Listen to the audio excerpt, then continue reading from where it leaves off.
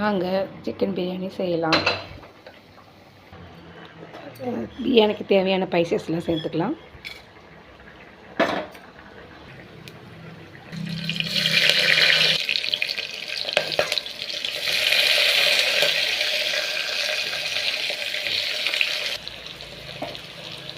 பிரியாணிக்கு தக்காளி சேர்த்துக்கலாம். தக்காளியோட உப்பு சேர்த்துக்கணும். உப்பு சேர்த்துக்கிங்கன்னா தக்காளி வந்து சீக்கிரமாக வதங்கும். நல்லா வதங்கணும். வதங்கும் போது இஞ்சி பூண்டு விழுதையும் சேர்த்துக்கலாம்.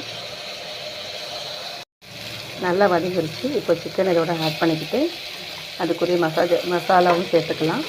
சேர்த்துட்டு ஒரு 2 விசில் போட்டு எடுத்துட்டோம்னா அதுக்கப்புறம் மதியம் அரிசி சேர்த்துக்கலாம்.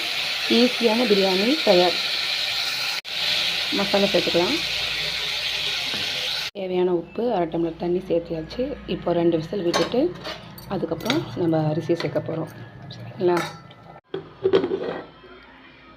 வாவ், பார்க்கும்போதே சாப்பிடும் போல் இருக்குது. சிக்கன் வேக வச்சு எடுத்தாச்சு. இப்போது இதோட அரிசி சேர்க்க போகிறோம். ஆல்ரெடி அரிசி கழுவி வச்சாச்சு. அரிசி சேர்த்துக்கலாம். தண்ணி கம்மியாகவே சேர்த்துக்கலாம். ஏன்னா நம்ம ஆல்ரெடி சிக்கன் வேக வச்சு தண்ணி வேறு இருக்குது. அளவாக ஒரு 1/2 டம்ளர் அரிசி சேர்த்துருக்கேன்.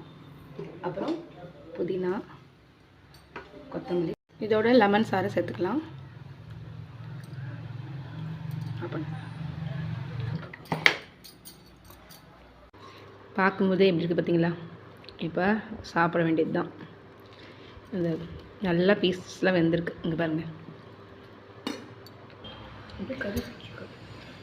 ஆஹா, நல்லா பீஸ் வெந்திருக்கு. அப்படியே பஞ்சு பஞ்சாக இருக்குது.